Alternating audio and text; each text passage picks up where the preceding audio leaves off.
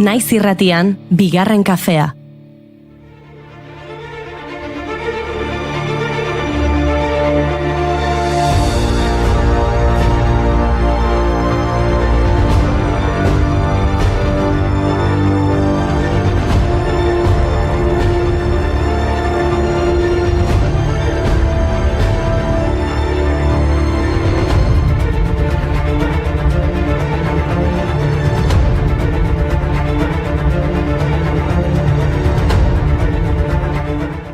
Egunon entzuleok eta ongi etorri bigarren kafera. Gure inguruan eguraldiak goibel xamar, temperaturak fresko, baina hau ez kara etxituko, bihar inauteriak dira. Bai, eta Tolosatik egiten dugu guk irratsaioa, eta Tolosan bihar inauterien festa alertuko da, baina bihar ez da mozorrotzeko eguna. Hala ere, egun batzuk barru, nik ideia badaukat Inigorentzat. Badakit Inigo zertaz mozorrotu zaitezken horten. Bai? Nik ere, Johnny Cashetaz. Let's read. The needle tears a hole.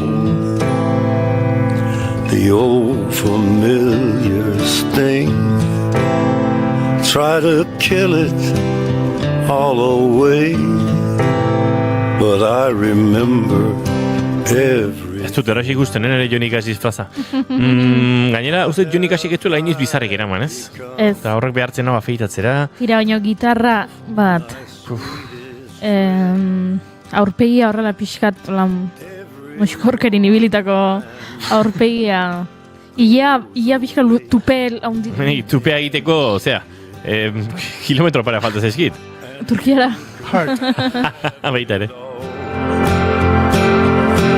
my empire of dirt. Kontua da Cash, country, gospel, rock and roll eta rockabilly egile abeslari eta gitarrista gaurko egunez jaio zela 1932an.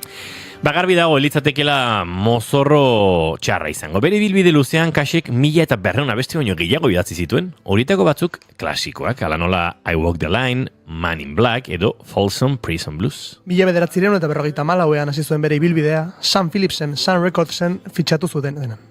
Phillipsen aurretik Elvis Presley eta Jerry Lee Lewis bezalako musikariak aurkitu zituen, eta Cashekin ere begi ona eduki zuen. Cash 2003ko irailaren 12an hiltzen 71 urte zituela. 4 hilabete lehenago bere emaztea June Carter Cash zendu zen. Senaren emazteak Hendersonville Memory Garden hilerrian daude hortzirik, Tennesseeko beraien etxetik gertu. Love is a burning thing, and it makes a fiery ring. Bound by wild desire. Bega, nik hola saltotxe egingo dut. Johnny Cashen semeetatik Johnny Michelen alabetara. Ara? Gaurko egunez jaio baitzen, Natalia Lafourcade, mexikar abeslari eta musika ekoizlea Hego Amerikako arrakastatxoenetakoa. Pop rock estilo, mintzat? Txiki-txikitatik izan da artista. Normala, bere familia ezagutuz gero, bere aita Gaston Lafourcade musikari txiletarra da. Kuetarako unibertsitateko arte ederretako irakaslea. Eta bere ama Maria del Carmen Silva pedagoga da. Musikaren bidezko garapenean oinarritutako metodo baten sortzailea. Nataliak Grammy saria irabazi zuen 2006an rock latinoko album onenaren kategorian, Hasta la Raíz diskoarekin, eta 11 Grammy Latino sari jaso zituen 2006-2018 bitartean. 2017an Coco filmean abestu zuen Remember Me kantuak jatorrizko abesti honenaren Oscar saria irabazi zuen. Cuando escriba tu nombre en la arena blanca con fondo azul, cuando mire el cielo en la forma cruel de una nube gris, aparezcas tú. Una tarde subo una alta loma, mire el pasado, sabrás que no te he olvidado. Yo te llevo dentro, hasta la raíz, y por más que crezca, vas a estar aquí, aunque yo me oculte tras la montaña. Kiston gozarionak ematen dituzte goiuri Keretarako unibertsitatean diote Kuetara unibertsitatean Kriston gozariak Ordu jarnez.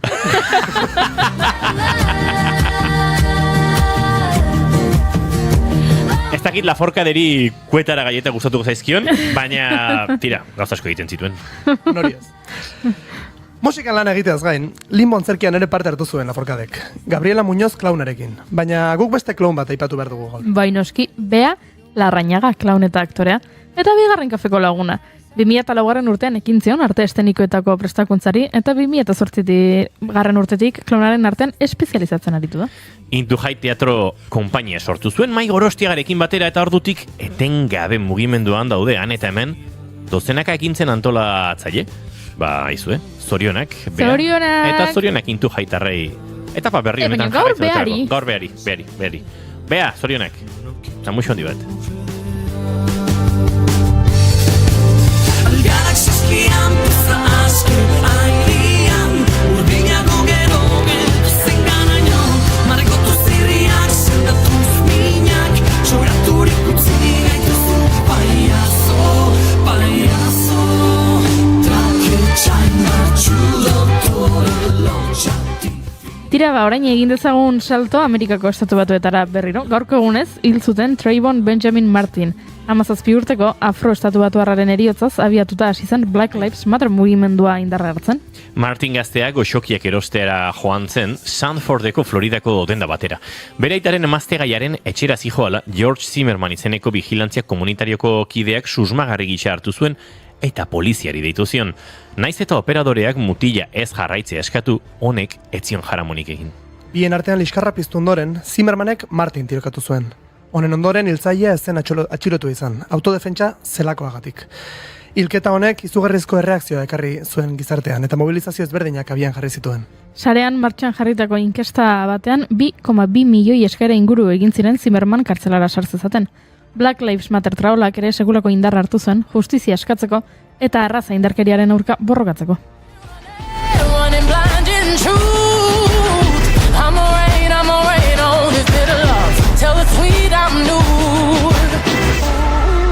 I'm telling these tears go and fall away, oh, may the last one burn into flames.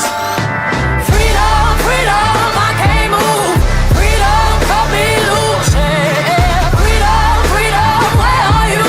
'Cause I need freedom too. I break chains up on my... Eta mobilizazio batetik bestera gaurko eta biharko egunez, greba eguna konbokatu dutelako hainbat sindikatuk hezkuntza publikoko baldintzak hobetzeko aldarrikatuz. Hegoaldeko 4 hiriburutan mobilizazioak antolatu dituzte. Gaur bertan 11:30 3 hiriburutan hasiko dira. Bilbon lurralde ordezkaritzatik, Gran Via 85ean, Donostian Bulebarretik eta Gasteizen Bilbo plazatik abiatuko dira. Biharko egunez egingo dute mobilizazioak Gasteizen Europa jauregitik Lakuara. Greba zikloko bigarren fasea dela aipatu dute. Otsailaren 19 eta 20an sukalde eta garbiketan etenaldia egin ondoren, irakasleek egingo dute greba oraingoan. Gure elkartasuna eurentzat hemendik.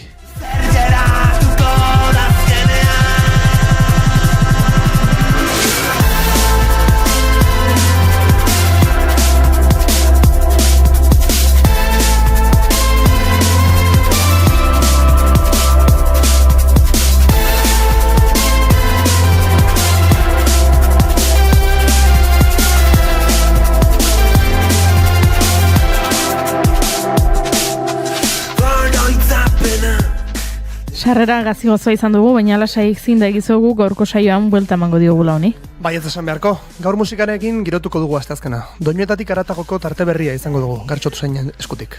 Eta eren egun talde donostiarra izango dugu gurean, abesti berri batekin gainera. Eta gai mamitxu bat ere izango dugu hortxe genuen, pendiente. Ea ideologia ezberdinetako bikotekida izateko gai zareten, ala ez? Nahikoa, ideologia berdina izaten.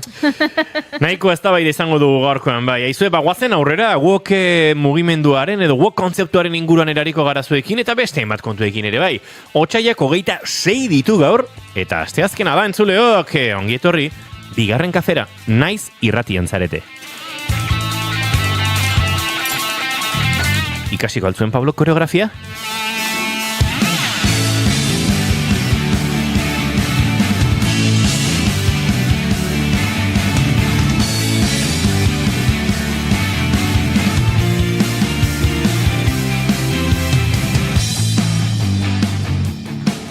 Aizugo, Yuri? Zer? Dantza? Egin dut? Oso gaizki. Gutxi. Egin dut? Ni hori dantzan nengoen da zuia mugiko hartuta. Dena egin dut? Ez. Eman atzera. Txarteloria. Bideo atzera. Txarteloria. Ez zu dantza egin dut. Ezin da janari hori mikroondaz labean sartu daiteke. Ezin Ez duzu? barkatu, janariaren mikroinarena entzulek ez dakite. Ez, Horren kontatu nahi baduzu. ez dut kontatuko. Bale. Bazuekin entzuleok dantza hola erdizka utzi duen emakumea Goiuri Zeizarandi, egunon! Unon. Bastante, dagoeneko koreografia osoa egiteko gai den Pablo Zurutuza irastorza, egunon? Egunon. Iepa, bigarren abizenarekin zalantza egin dute. Eta hizketan ari zaizuena Iñigo Asensio Lurbide gaur Otsaiak 26 ditu, goizake dagoeneko 10 eta laurden atzean utzi ditu, bigarren kafeak 900 eta 29 garrena du, gu hemen hiru urrengo 2 orduetan zuekin bat egiteko asmotan. Ongi etorri, mentxe gara naiz irratien, bigarren kafean.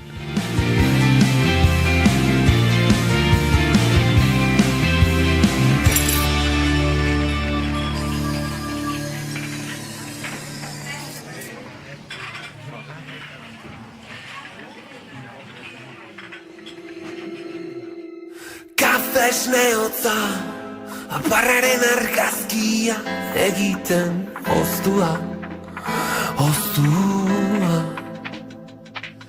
Ta zure irrifarra, pantailari begira betirako galdua. Oztua. Zer geratuko da azkenean, zenbat hotz kabitzen zaigunen berrian, mezu puta bat bitzarro xartean dantzan. Zer geratuko da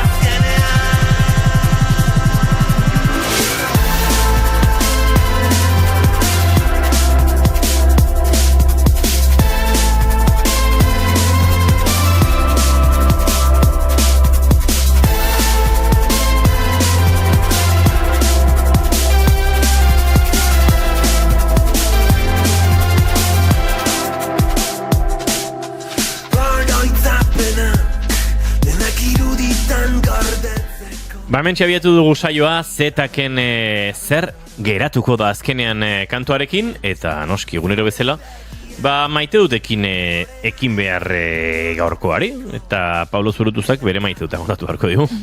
Asko pentsatu ondoren, maite ditut asteazkenak. Epa. Bai. Bakizue aste zaila dakazuenean aurretik, gauzez beteta, agenda gainezka, eta derrepente astea pasatzen hasi da, eta aurre egiten ari za. Asteazkenan eretzat hori bihurtzen ari da azken aldean.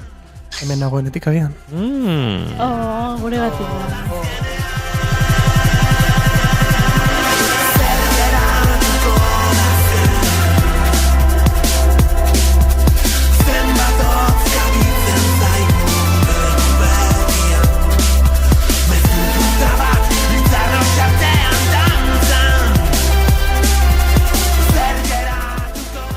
Bueno, ez da edanolako astea Pablo Zurutuzarena eta muga antarrena onako hau, erengoan ere aipatu genuen. Bueno, ostiralean egun berezi izango dela muganen ibilbidean. Bai, egun handia. Azken hilabetetan egia esan, data markatuena. Dena prest, dago? Ez bat ere. Bai, egoteko abian, baina... Hori gauzona da, Nik ez da egiten entzulei, sarreraren bat geratzen da?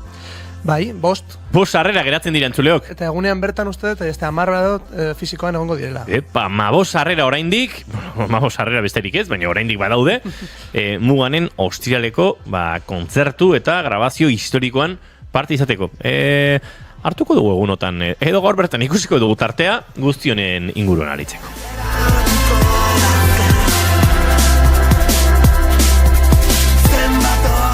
Goiuri Zeizarandia, zein da zure maite duta?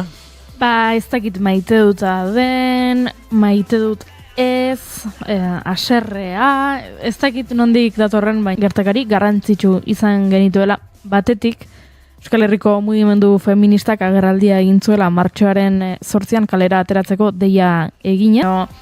Ezin nuen aipatu gabe utzi aliantza feministen alde eginez, eta Euskal Herriko hiriburuetan eta hainbat herri eta auzotan egingo diren manifestazioen berri emateko, ez? Eta Prentsaurreko horretan hitz egin zuten eta nabarmendu zuten gauzak ez zirela asko aldatu aurreko martxoaren 8-tik. Urtebete honetan gauzak ez zirela asko aldatu, jarraitzen duela zapalkuntzak, jarraitzen duela indarkeriak eta mugimendu feministak urrats bat ematen duen bakoitzan oldarraldi erreakzionario bat jasotzen duela bueltan, ez? Jende asko, gizon asko, hobe esan da, ari direla beraien privilegioak kolokan ikusten eta horrek ere eragiten duela kontrako jarrera, mugimendu feministaren kontrako jarrera eta zinez interesgarria beraien prentsa horrekoa, zinez interesgarria antolatutako guztia martxoaren 8-ari begira, martxoak 8 badakizue emakumearen nazioarteko eguna dela.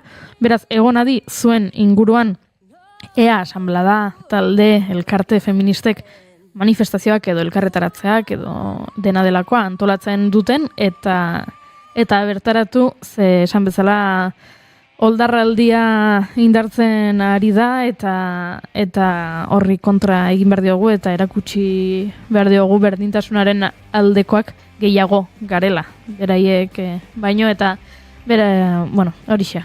Ikusteko ea zuen inguruan non dauden manifestazio horiek eta gertzeko egunean bertan, ze manifestazio horiek ere antolatu egin behar dira, dena montatu egin behar da, eta lan asko egiten dute emakume asko korretarako, eta azaldu, hori batetik.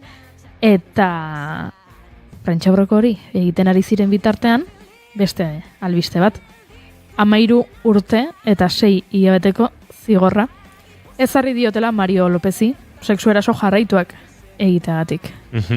Mario López, Lointek Gernika Saskibaloi taldeko entrenatzaile ohia, badakizue, epaitegian zebilela. Azken hilabeteetan eta epaiak nabarmendu du Lópezek bere adina, boterea, neskaren egoera zaurgarria eta eragiten zion izua baliatu zituela erasoak egiteko. Hau da, hemen segulako arrakala zegoela eta berak arrakala hori probestu zituela zehazteko neskak 13 urte zituen, eta Mario Lópezek 31. 3 urte eta erdiz egin zizkion sexu erasoak, eta esan bezala, larrigarri gisa aplikatu diote azkenean, neska bereziki zaurgarria zela. Auzitegiak frogatutzat jo duelako López 50 bat aldiz egon zela neskarekin bakarrik, eta neskarekin izan zituen jokabide sexualak geroz eta gehiago eta geroz eta gogorragoak izan zirela. Azkeneko urtean Gernikako sare feministak hauek ere milaka manifestazio, deialdi, prentsa ohar, gauza asko antolatu dituzte hau gauza hauek salatzeko eta pentsatzen dut atzo asko postu egingo zirela 13 urte eta erdiko zigorro honekin, ni ere posten naiz. Espetxe zigorra, ez da posteko zerbait, baina bai behintzat justiziak oraingo honetan biktimaren alde egin duela eta zilegitasuna eta sinesgarritasuna eman diola biktimari. Jada, mugimendu feministak sinesgarritasuna ematen zion, neska horren relatoari, baina orain justiziak ere sinesgarritasuna ematen dio eta tamalez jende askoko oraindik hori behar du. Sinesteko esaten dugunean hau egin didate, edo hau gaizki dago, edo erasotua izan nahi zordan agian, egongo da norbait, eta hori da posten hauena, egongo dela norbait orain arte ez duela sinisten, eta orain benetan sinisten duela neska honen kontakizuna. Baina, 13 urte eta erdiko zigorra, urte asko dira kartzelan, eta hortaz ere eztabaida genezake, ze nik ere zalantzan jartzen dut, ea horrelako kasuetarako zigorrik eraginkorrena kartzela denela ez, ze uste dut kartzelatik ez dela inor feministago ateratzen. Orain arte ikusi duguna behintzat hori dela. Kartzelak sortu dezakela baita oldarraldi reakzionario hori eta kartzelean joera matxistak areagotu egiten direla. Hori salatu izan dute emakume preso askok, justizian lan egiten duten epaile, abokatu, gizarte langile feminista askok, eta orduan 13 urte eta erdiko zigorraren kontua hori eztabaida genezake, baina nik hemen kontuak eskatu nahi ditu dela, eta ez Mario Lópezi, baizik eta Lointek Gernika Saskibaloi taldean gaia aterazenean pasaden urteko 2023ko abenduan izan zen, ez? Uste dut 2023ko abenduan gaia aterazenean badakigu, saskibaloi talde hortako, klub hortako askok, babestu egin zutela Mario López. Gezurretan aritu zirela, ikusi genuen nola handik egun batzuetara, presioaren gatik azkenean atera ziren esanez, pixka bat desbinkulatu egiten zirela eta Mario Lópezek, entzaukatela harremanik Mario Lópezekin, eta handik egun batzutara ikusi genuen nola Mario Lópezen kotxea antxe zegoen, saskibaloi kantxaren ondoan aparkatuta eta barruan zegoen Mario López, eta nola gezurretan aritu ziren, beraz, garaia da, ze Mario López zigorra iritsi zaio, baina nik uste dut zigorra jaso behar dutela beste askok ere, eta Mario López babestu zuten horiek ere zerbait merezi dutela, ze biktimaren relatoa hortzegoen, eta erasotzailearen alde egitea erabaki zuten.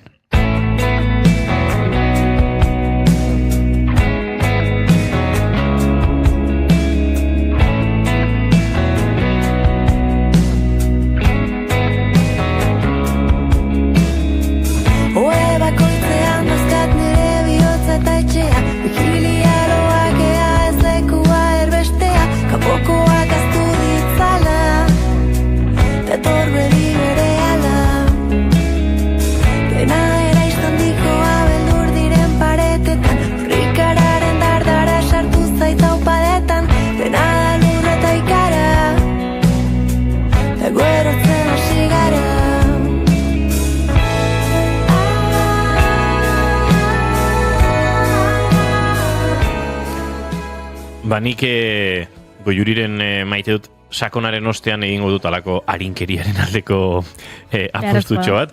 Eta mikro maite dutak karri ditut. Bauzkat, lau maite dut txiki, gauza txikiak, azken aste hauetan, pixkatola zoriontxo egiten ari zezkidanak. Eta batzuk oso azalekoak eta oso kutre gehiru ditu nakizkizueke, baina, esaterako gustoko telesaien denboraldi berriak itzultzeak ematen dizuela bisipoispuntu bat.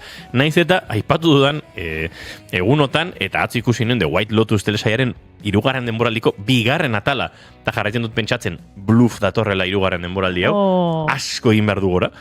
Baina, egiten dit, alako, telesaia borobil espada ere 3. denboraldi honetan, badauzkan nahiko osagai eta gustora ikusteko. Badator The Last of Us, apiriaren 12, baina beintzator atzera kontaketa horretan gaude.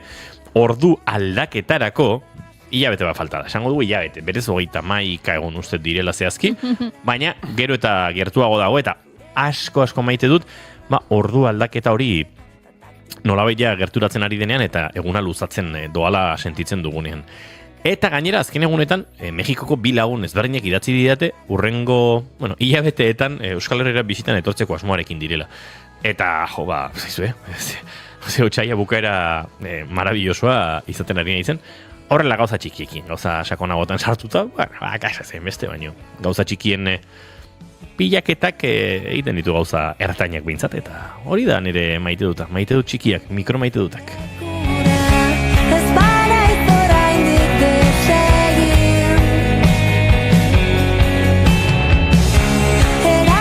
Eta badaukagu beste maite dut grupal bat, eta da Olat Salvadorren kantutzarrau. Eraman nazazu. Azken minutu terditxo falta zaio eta entzuleok gozatzen utziko dizuegu kantu puxkonekin.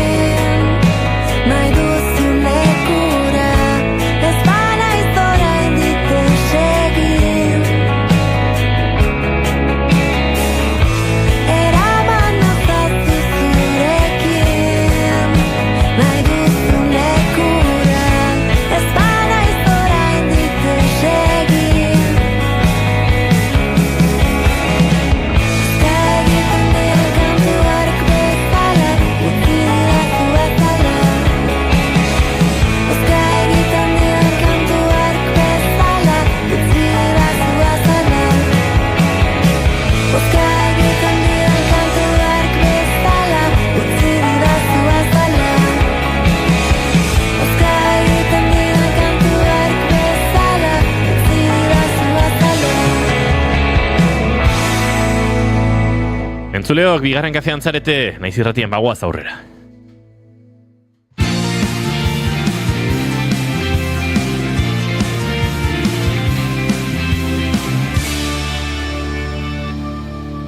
Bigarrenak ez direlako beti okerragoak, bigarren kafea. 6, 5, 6, 7, 8.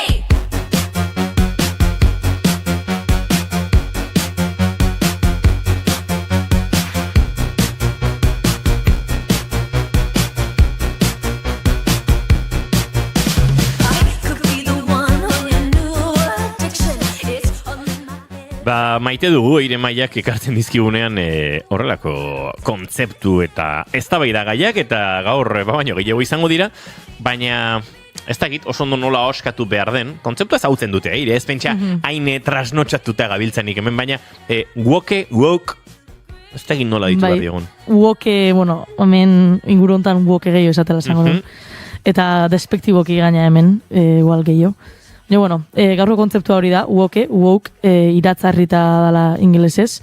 Eta, bueno, azken aldian fasistek eta Trumpek eta Elon Musk eta hau edanak ekarriguen kontzeptua da. Aspaldikan eondana eta guain azalduko izuet nola sortu zen edo nondikan datorren. Baina hori, oantxe oso modan dagoen kontzeptua da, jende askok erabiltze honako, bestatzuk txarrako, eta nahi hori pixat honek arriz, nik usteet garrantzitsua dela honen jakinan gainen dut, eta bueno. But it hurts my feelings. You don't have to stare. Come here, deal with it. No one's touched me there in a damn hot minute. And baby, don't you like this beat? I made it so you'd sleep with me. It's like 100. Eta, bueno, hori, esan bezala woke edo woke hitza da iratzarrita egotia. Eta, bueno, da estatuetako eslango jerga hortan erabiltzen hitz horietako bat, eta da hitz politiko bat. Bueno, iratzarrita ja horrek badaka esan nahi bat, baina hau gehi izatea, mugimendu injustizi sozialen aurkako edo arrazakilean aurkako mugimendutan hartu dan postura hori, woke, eta hori, injustizien aurkako mugimendu bat bezala konsideratzea, eta hau hasi izan indar gehiago hartzen, Black Lives Matter mugimendua hasi izan nian, eta, bueno, brutalidade polizia lori hasi izan nian momentu hortan, woke edo iratzartzeko mezu hori edatzen hasi izan estatu batutan, eta guain, esango nuke gure gizarteare iristen nahi dela, eta hoxe. 2017an Oxfordeko hiztegiak ja woke hitza hartu zuen beregan, eta definitzeu kontziente otia gai sozial eta politikoen inguruan, eta espezialki arrazismoan. Orduan, hola badirudi zerbait positiboa dela, baina hori, izan bezala aidea hau erabiltzen, fasismoko fasosfera hori da hitz hau hartzen, anti-woke, ez izan woke, izan awake, Trump aidea horrelako lema batzuk sortzen mugimenduaren aurka, eta nahiko kezkagarria da. Hemen, entzulen artean egongo da, pixka bat Eire baino helduagoa denik, eta burura etorreko zaiona, hau, egon bazegoen. Bai, progre kontzeptuaren antzeko kontzeptua da woke, eta bi kasuetan antzeko zerbait gertatu da. Progrea ere, ezkertiarrek sortutako kontzeptu bat izan zen, 30 hamarkada buelta horretan, aurreko mendean, duela ia 1 urte, eta pixkanaka, hori esan nahi zuen, to be progressist, to be, ez dakit, egotea zerbaiten aurka, eta pixkat hizkuntzetara ere, erderara, gaztelerara, progre bezala, euskeraz ere progre erabilizan dugu. Bueno, bereganatu zuen nola baite eskuinak iraintzeko edo deslegitimatzeko, zilegitasunak entzeko, mugimendu ezkertiarrei, ez? Bai, zuen progre ideia horiek, eta bai, gaztetan deno ginen progreak, eta horrelako kontuak, ez? Wokarekin ikuste oso antzeko zora gertatzen ari dela. Bai, guztiz. Hori, pertsona disidente edo marginalok erabiltzen duen termino bat dalako, eta adibidez guain isa sare sozialetan jende askok bromeatzeu uoke hitzakin edo zin notizia teatzeala, ez dakite David eskertiar batekin da uoke asko aida edatzen hori modu despektibo baten. Eta ez dakit ze iritzak asuen zuek, baina nik uste termino askoekin gertau dela hori eskertiarrek sortutako termino hori hartu eta askoikoak saiatzea horrekin kontrarakatzen modu eta bestea. Uste, arazoa dela batzutan ezkerretik ere hitzoiek kritikoki erabiltzen ditugula. Pixkat ola ideia progreak zeuzkan, eta olako, niretzat, nire gaur egungo pertzepzioan progrea geratu zen pixka bat, berriz ere buelta eman da, ez? Ezkertiar ideiak ahoratu bai, aipatu bai, baino gerora izakeraz eta pixkat eskuindarragoa den jende hori, ez? Bai, ez progrea bera, hitza bera, ja, konotazio despektibotik edo, euskeraz progre erabiltzen dugu, baina benetan progreak hasiera batzen esan nahi zuen esateko aurrerako erabiliko genuke, ez da, kontzeptua bera, progre hitza erabiltzea bera. Edo progresista. Hori da, edo progresista, hori da, baina progrea ja, laburdura hori bera erabiltzeak, nire ustez da konotazio negatibo bat erakusten du gaur egun. Pentsa, hau estatu batuetan gertatzen arien zerbait da, baina estatu batuetako errealitate politikoan kultura mexak, Mexiko-Amerikanoak ere, ikaragrezko pixua du, eta zesanik ez Trumpen politika migratorioekin, ez? Mexikon, eta Mexikotik aratago, estatu batuetako hegoalde guztian, mexikarrasko bizi baitira, badago beste kontzeptua eta da txairo, edo txaira. Eta esan naia, iaia berbera da, berez, txairoa edo txaira bada hitz bat, zapateroek erabiltzen zuten lanabes batena, baina Mexikon txairo edo txaira erabiltzen da, pixkat despektiboki, ez? Bai, ezkertiarra zara, baina ezkertiartza duzu zure burua, eta berez, zure ideia progre horiek, zure ideia txairo horiek, iaia zentzu berdinarekin erabiltzen dira, badagoelako beti, eskuinaren joera bat, ideia aurrerakoiak edo progresista horiek, nolabait, gutxiesteko, ez? Kontua da, guokera itzulita, badagoela pixkat, guokitzaren alduntze borroka bat ere bai. Guazen eustea itzoni, gerta ez dadin aurrekoekin gertatu dena. Bai, osea, hori. Nik uste gaztiak aidala lan handi bat iten hor, adibidez Samantha Hudson eta hemen inguruan gertu gehatzaskigun pertsonaia, olako pertsonaiak asko aidia aurre ateatzen termino hauek, eta bueno, ez dakit, gero ere bai, oso harremanuta dago uoke termino hau kantzelazio kulturakin irakurri tenagatikan uoke hori despektibo bihurtzeko extremista horta enamateuela eta asko egoste zaiela hori kantzelazio kultura hori erabiltzeuela uoke hauek. Eta behaien, azkenean kantzelazio kultura dela, merezi unak zerbaitin bau kantzelatu iteala, eta modu ez violento baten antolatzeko, edo protestaiteko modu ez violento bat dela kantzelazio kultura hau, eta uokiak asko biteguela hori, eta hori bai asko oso kontra doala uokientzat. Eta hor, betiko debate hori kantzelazio kultura hori zer dan, edo noiz sartu berdan, oso zaila dela tema hori, eta ez dakit hor iritzi desberdinak aldeala egon, baina uokia ere bai hori asko, oso aurka doala behin, aurka jartzea. Leporatzen edo horpeiratzen zaiela. Hori da. Entzuleok egon esna, baina etzazu eutzi inork zuek nahazten.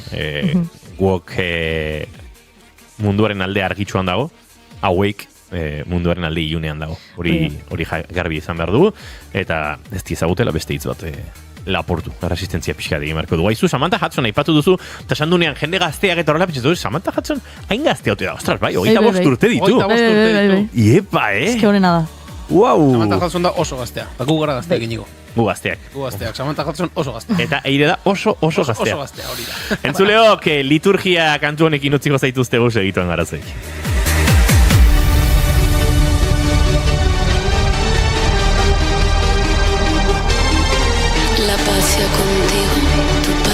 Lejos, quédate en tu púlpito con los ángeles del miedo. A mí no te acerques y por mí no reces. No soy un alma en pena, atrapada en tus redes. Eres la costra que arranco con gusto, el dolor que sufro, el temor del que huyo, la flor del narciso arrancada que agoniza ante las miradas. Pétalo de ceniza, la vergüenza y la nada. Escucha. Empieza. Lo sientes, lo oyes en tu cabeza, escucha. La liturgia empieza, lo hueles. Es pólvora y esperma, lo sientes.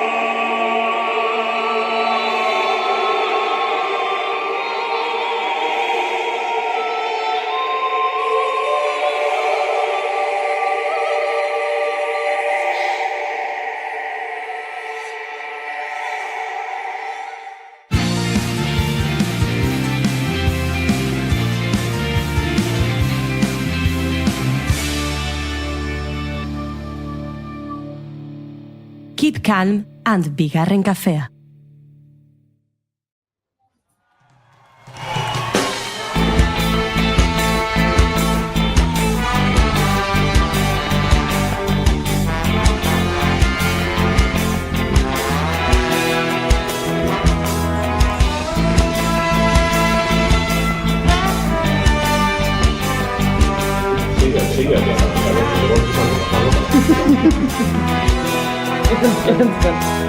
La conocí a la puerta de un bar.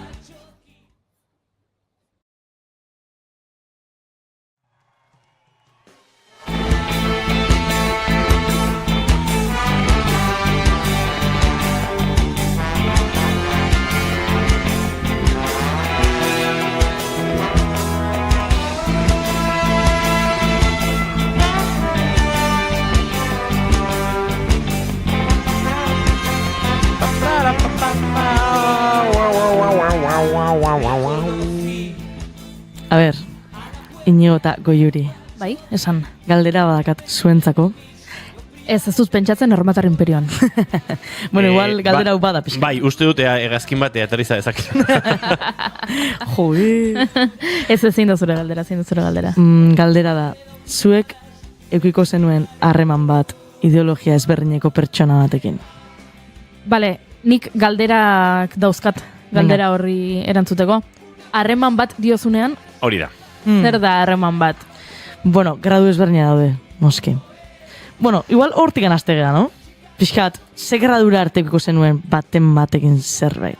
Hau da, kontua da, esaten duzula nik nahi dut sexualki harreman du pertsona batekin eta ez dakite elkar fisikoki edo erakartzen gara eta oheratuko gara, baina agian behin, hori da zure asmoa, hor agian ideologiak ez du hainbesteko garrantziarik, baina nik uste duguna baino gehiago baduela garrantzia, baina bueno, hor ez dauka hainbesteko pixua eta tira, agian ez dakizu ze ideologia politiko duen pertsona horrek, hori balin bada zuk berarekin harremantzeko aukeratu duzun aukera edo, baina balin bada harreman bat harremanak ulertzen ditugun bezala. Proiektatzen ari zarena, etorkizun amankomun bat. Hori da, eta egunerokotasun partekatu bat, eta intimitate fisiko, emozional eta sentimental bat, hor pixua dauka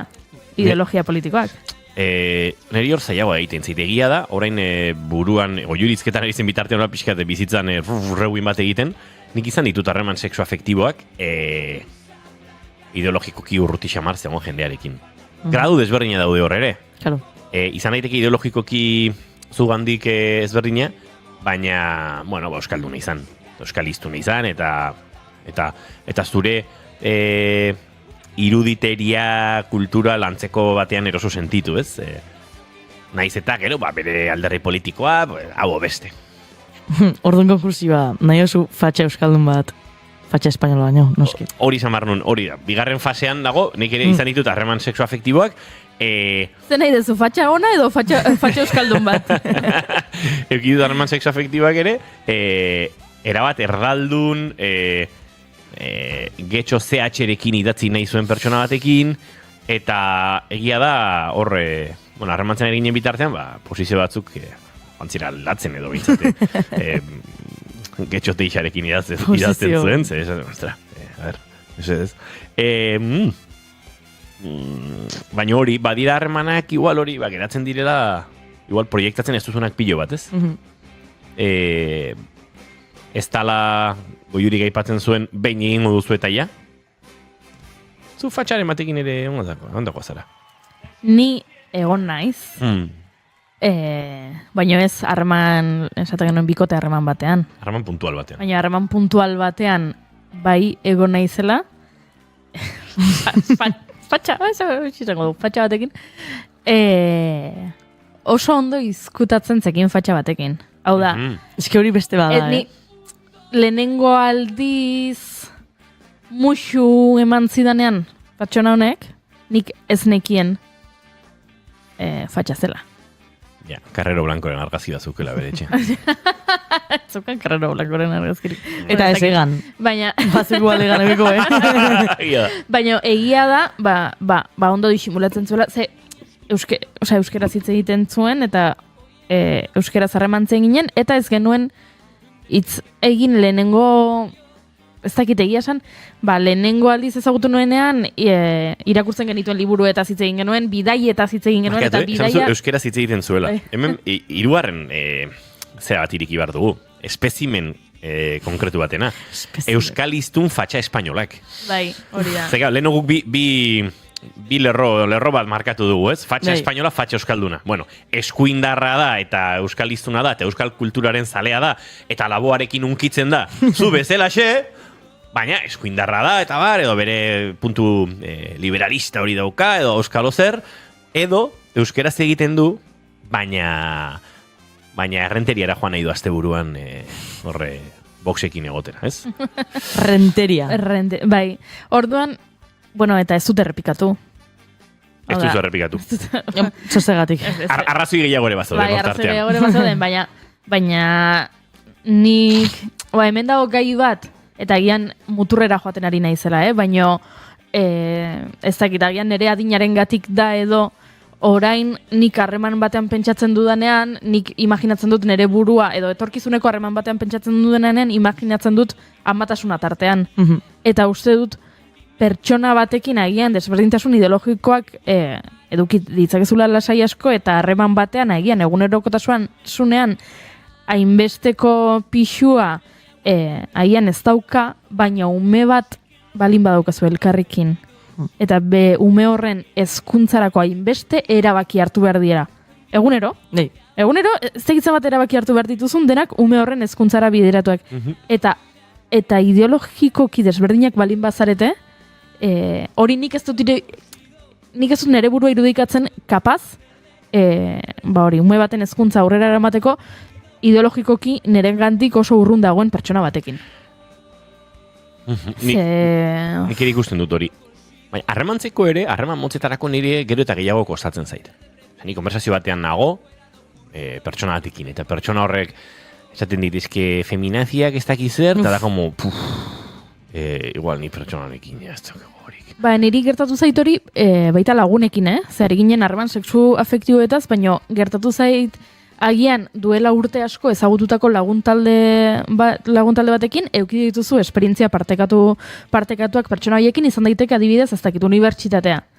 Eta, klaro, oso desberdinak zarete, ez? Bakoitza herri batekoa da, familia batekoa, etxetik dakarrena desberdina da, eta orduan, ideologikoki desberdinak zarete, eta agian nola aman komunean daukazuten, ez dakit, ikasketak edo karrera edo danadalakoa, agian ez duzu hainbeste nabaritzen desberdintasun hori, baina gero urteak aurrera joan ahala, gehiago konturatzen zara, edo niri hori gertatu zait, eta batzuetan, behin gertatu zitzaidan, unibertsitateko lagunekin, elkartu ginela, ez egizen bat urteren buruan, ospatzeko, guain dela 10 urte hasi genuen unibertsitateko komunikazioko gradua, eta elkartu egingo gara, eta bazkaloste batean, ari ginela, etxe bizitzaren gai, azizketan eta horrela, eta nik sentitu nuen, pisutxu egiten ari zait, hain iritzi desberdinak edukitzea honen inguruan.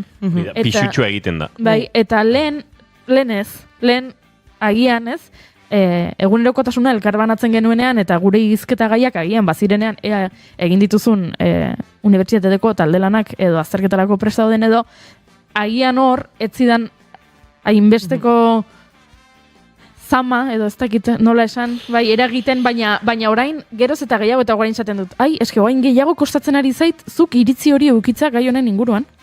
Guri lehenko hastian partzegun hori.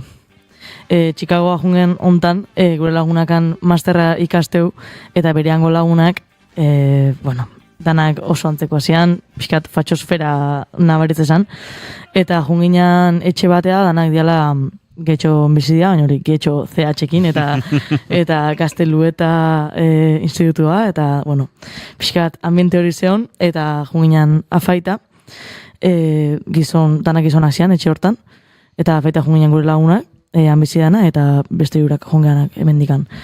Eta olako baten gure lagunak mareatu bezala gintzan, Eta sofan jarri izan, eta gau ginen 3 neskak, 4 gizon horiekin, mai berdinan, eta gai politikoak atatzen hasi zian, eta bastante tensio nabari izan, feminismoa buruz hitzaitian, etxe bizitza izan desuna horre buruz hitzaitian, eta bukatu zen gau hori, eta bidean gindoazela, gure artean komentatzen genuen, guk ezingo genuen harremandu olako pertsonekin. Osa, nik ezingo laguntaldia hau, osa, ezingo nun, ez da niretzako leku segurikan, ezke tensio hori nabari da, gero bai, igual bolta matuzta pixkat humoretikan hartzezu baino, ezin da, osa, nik uste puntuatekan aurra ja pertsonala da. Gero oso interesgarria da, ze ari gara esaten, bueno, harreman ez ginekela harremanduko, edo harreman serio bat eukiko gure gantik oso desberdinak diren pertsonekin, edo ideologikoki desberdinak diren pertsonekin, baina nik izan ditut lagun asko ideologia desberdinetakoak eta asko ikasi dut, eta balio izan dit, eta nire bizitzako etapa batean oso interesgarria egin zait. Nik pasa nuen bizitzako etapa bat Bruselan bizitzen, Belgikan. Eta etxea elkarbanatzen duen, hainbat pertsonekin, eta laguntalde bat egin nuen, eta laguntalde hortako jendea zen, gehien bat Espainiako, hainbat puntutakoa. Eta laguntalde horretan, nengoen ni, eta bazegoen IPP-rako lana egiten zuen jendea, European People's Party, alderdi popularerako lana egiten zuen jendea, bazegoen jendea oso PSOEkoa zena, eta gogoan dut, etapa horretan gertatu zen urriak bateko referenduma Katalunian. Eta niretzat oso aberasgarria izan zen ikustea prozesu hori nola bizi izan genuen bakoitzak bere ideologiatik. Ze ni joaten itzen afaltzera larun batero eta parrandara Malagako nere lagun batekin, bera oso PSOEko jarraitzailea zen, eta lagunak ginen, eta oso lagunak, eta berak asko sufritu zuen urriaren bateko erreferendumarekin, Kataluniak Espainiatik joan nahi zuelako. Eta nik aldiz, beste modu batera sentitunen prozesa, sentitu nuelako aizpatasun eta naitasun bat Kataluniarekiko, eta niretzat nik babesten nuen erreferendum hori, eta egun horretan gertatu zena babesten nuen, eta pertsona honentzat zen zeharo tristea eguna, dolu egun bat zen. Eta oso aberasgarria izan zen niretzat, horrelako perfil desberdinak edukitzea, horrelako politikaren historiako momentu garrantzitsu batean, inguratuta egotea perfil desberdinetaz eta asko ikasi nuen, hori bai, laguna zen, eta ez mutil laguna. Mutil laguna balitz, agian hor sortuko lirateke... Oso posizio politiko kontrakoak izan gabe ere, sor daitezke harremanean oso sentiarazi zaitzaketen egoerak. Esaterako, COVID-ak horrelakoak utzi zituen, erabat ofizialista izan ziteken norbait, erabat negazionista edo erabat uko eginten ziona, tartean ikuste gradu desberdinak, baina posizioak urrun balin mazeuden hor liskarra hondiak sortzen ziren. Ze, bat eta beste hor sentitzen ziren, zapaldu, sentitzen ziren, eta hor, biak ezkertiar eta biak ez dakizer, edo biak eskuindar eta biak progresista, eta bakoitzak bere alde hartu, eta ezin afaltzera joan, zenik ez dut txertua jarriko, eta ez dut beste, mierda hori, nola zan, pasaporte COVID-elakoa egingo, eta ez da bai da, eta ez, horrelako gauzak, hain posizio politiko ezberdinak ez dituzten jendearen artean. Eta gero, ideologia eta ideologiak daude, eta gaiak daude, ze desberdintasun ideologikoak eduki ditzakezu oso muturrekoak, edo beste batzuk ez hain muturrekoak, eta agian ez dutenak egin beste eragiten. Hau da, ni balin banago pertsona batekin, eta pertsona hori balin badago LGTB eskubideen kontra, nik ezingo nuke hor. Ezingo nuke horre... Red flag bat da. Baina ekonomia liberalaren aldeko balin bada, akaso ez duzuain gogorrera ematen. Ez dakit, ni guztiz monarkiaren aurkakoa naiz. Baina agian lagunen batek esaten dit, bida niri... Ez dakit, etxean erakutsi didate errege eta erreginak figura garantzitsua direla. 23 efean salbatu zigula Juan Carlosek eta ega. Espainiarako diplomaziako edo harreman internazionaletarako garantzitsua direla, eta nere egunerokotasunean ez dizkidazu hainbeste eskubide zapaltzen, sinesmen horrekin. LGTB-en eskubideen aurka balin bat zaude, naiz eta ni emakume heterosexual bat izan, nere inguruan hainbeste pertsona daude kolektibokoak, ari zarela zure ideia horrekin pertsona horien aurka egiten, eta orduan ezingo nuke zurekin egon. Gero ere, nik uste aldea dagoela gizabanako soil edo ja oso militante edo ze posiziotan ari garen, ez? Hau jende famatuaren artean ere gertatzen da. Ez dakit, Borja Semper eta Barbara Goena garen arteko ezkontza hori ez dugu ikusten agian hain natural politikoki, baina, moldatuko dira. Edo, ez dakit, Rufián eta Marta Pagola, hor ere badago posizio politiko neko ezberdin bat, naiz eta igual Madrilen nahiko aliatu izan daitezkeen, gauza batzutan alderdi bat eta bestez. Ez dakit, konklusioa zein da ezin dugula? Pertsonala dala. Baina harreman luze baterako, konklusioa. eztabaida asko sortzen dira honen ondorioz, eta eztabaida horiek azkenean harremana erre egiten dute, eta sufritu itela. Sufritu. Baina modioa guztiarekin aldu. Hori gezurra da. Ez. Bagoaz aurrera entzuleok, Nina Simoneren doinu ederre hauek entzun da gainera. Epa, oraintxe bai. Couldn't know what it means to be me. Then you'd see and agree that every man should be free. I wish I could give all I'm longing to give. I wish I could live like I'm longing to live. I wish I could do all the things that I can do, though I'm way overdue. I'd be starting anew. Well, I wish I could be like a bird in the sky. How sweet it would be if by my heart I could fly. I'd soar to the sun and look down at the sea. Then I'd sing, 'cause I know, yeah. And I'd sing, 'cause I know, yeah. And I'd sing, 'cause I know how it feels. I know how it feels to be free. Yeah, yeah, I know how it feels. Yes, I know how it feels. How it feels to be free. Lord, Lord, Lord.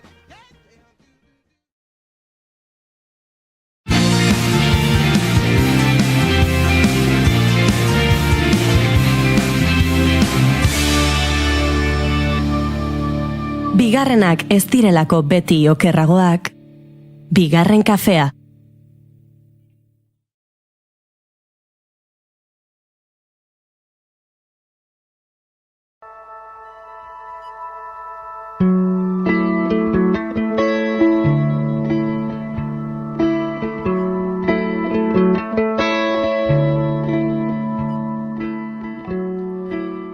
Ongi etorri entzule, doinuetatik haratago saioaren atal berri honetara. Astero bezala badakizue, hemen bilduko garela doinu berri batzuk ezagutu eta nola ez gure belarriak goxatzeko. Aste honetan ekarri dizkizuean gomendioak benetan bereziak dira izan ere, azkenaldian asko entzun ditudan kantuak izateaz gain, klasiko batzuk ere ekarri ditut eta egunerokotasunean benetan izugarri disfrutatzen ditudan kantuak direla zindagizuet. Lehenik eta behin Maro izeneko artista batekin hasiko naiz. Portugaleko emakume bat da Maro, eta esango nuke akustiko xamarra den disko batean ezagutu nuela, baina azkenaldian mota guztietako kantuak egiten dabil, baina nola ez, bere ahotsa da, ez dakit bereziena egiten zaidan hori, eta Hortela izeneko diskoan ezagutu nuenetik bere ahotsaren tankerak guztiz maite minduta nauka. Hortela diskoan gainera izugarrizko gitarra lanketa ederrak daudela esango nuke, eta bertako O.B. Dizer izeneko kantua ekarri nahi izan dizuet, nire maite minau zuei transmititzeko saiakera xumean.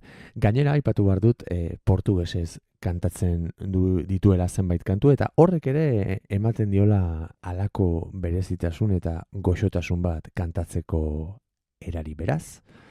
Hauxe da Maro, eta hauxe da bere Oubi Dizer kantua.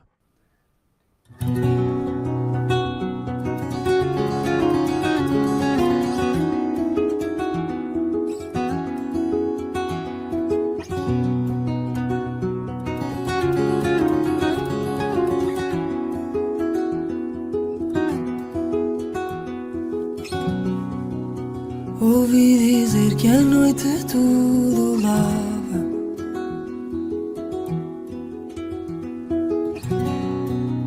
Fiquei para ver, mas eu cá não vi nada. Fiquei até à madrugada. Da noite passou para dia, eu que tanto queria começar outra vez. Já nem sei quem me dizia, mas sei que é mentira.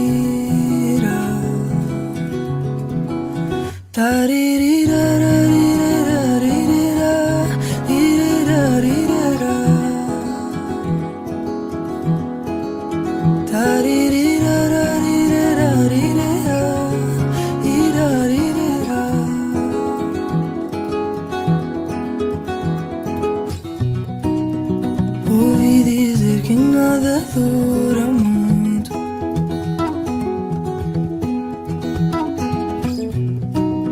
Quis ver para crer, não fosse ser injusto. Quis ver até virar desgosto. De dia passou a ano, eu virei oceano e deixei-me perder. Já nem sei qual era o plano, mas sei que é insano.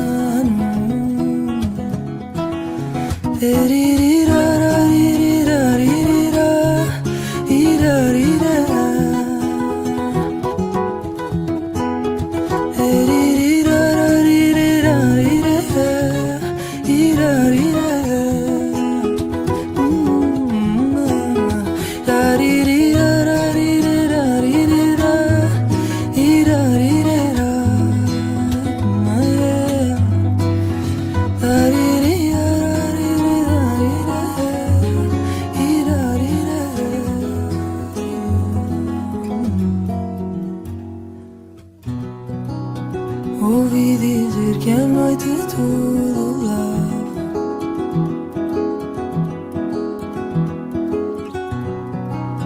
Fiquei para ver, mas eu cá não vi nada. Fiquei até à madrugada. Hortxe, Maro artista portugaldarraren Oubi Dizer izeneko kantu puska. Hurrengoan estatu batuetara salto egingo dugu, eta kasu honetan aurreko urtean ikusi nuen kontzertu berezienetariko batera jauz egingo dut. McGee izeneko artistak zeharo maitemindu ninduen, lehengo urtean. Esango nuke bere diskoa izan zela urtean zehar gehien entzun nuen nazioarteko diskoa, eta kostazai bat aukeratzea, izan ere hasieratik bukaerara maixulan bat dela iruditzen zait, disko hau.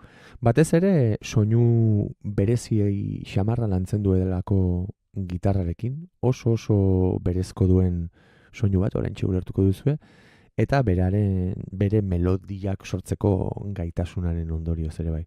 Zeharo maitemindu ninduen McGeek lehengo urtean bere disko latz honekin, eta Alexis izeneko single puska ekarri nahi izan dizuet, artista hau ezagutzeko lehen pauso ederra iruditzen zaidarako, baina benetan bere diskoa goiti bera entzuteko gomendioa luzatu nahi dizuet. Hemendik izugarrizko altxorrak aurkituko dituzuelako bertan. Baina hasteko Alexis izeneko kantu honekin ezagutuko dugu McGee. I'm in another body, losing somebody else. Both of the headless dancing with themselves.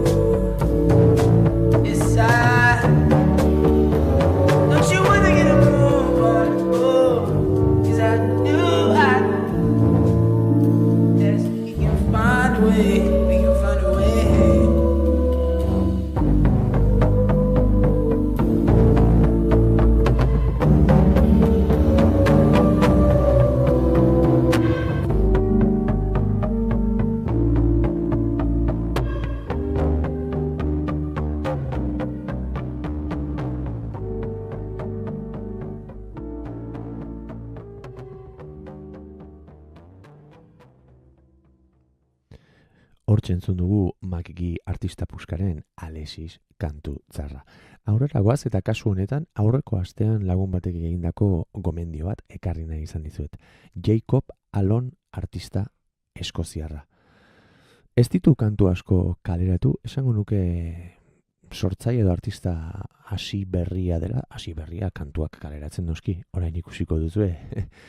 Bere kantatzeko erak eta jotzeko moduak urte askotako bidea duela ziurrenik atzean, baina ez du lan askorik kaleratu. Esango nuke 3-4 abesti dituela Spotifyen eta bideo gutxi YouTubeen, baina nahiko sona izaten ari da erresuma batuko irrati eta aldizkarietan, eta lagun batek gomendatu zidan, eta benetan Fairy in a Bottle izeneko kantu hau entzunuenean, pentsatu nuen jada ez direla horrelako kantuak egiten.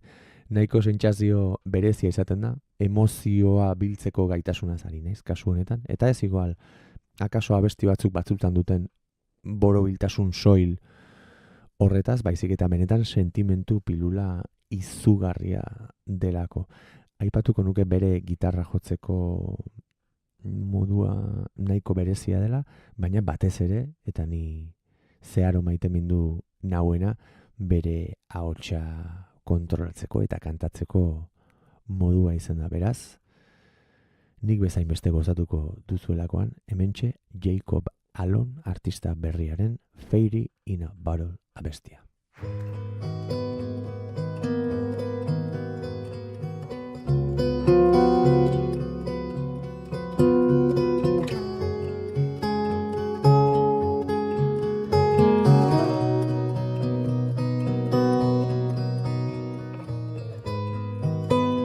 I shouldn't give into this fantasy.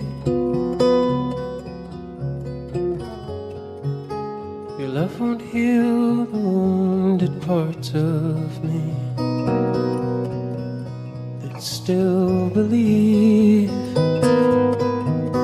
the pain means more than a flame to the white horse.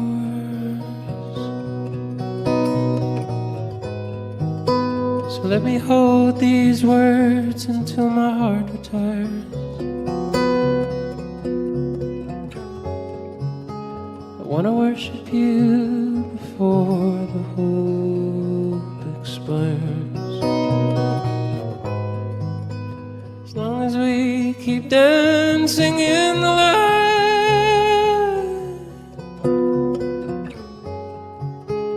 of uncertainty, will come alive like a fairy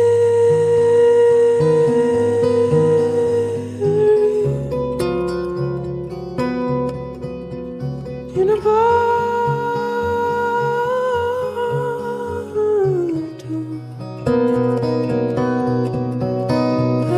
Like a fairy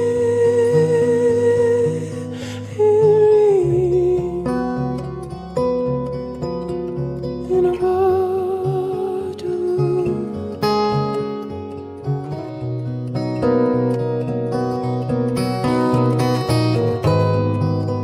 If I allowed my heart to become so cruel as to imprison an idea of you, it's not your fault. It's my disease, and I must learn to set you free like a fairy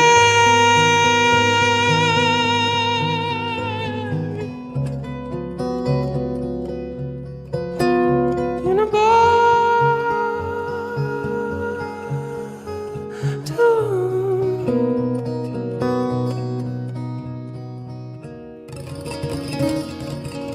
Through the swarm I've seen a child alone, unsure as he cries to speak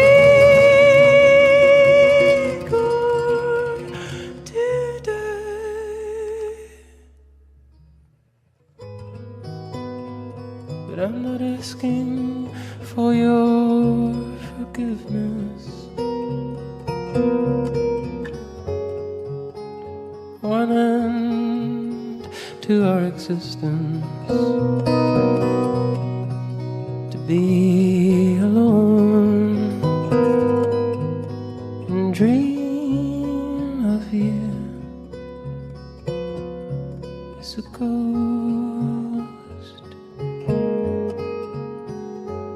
that I cling to.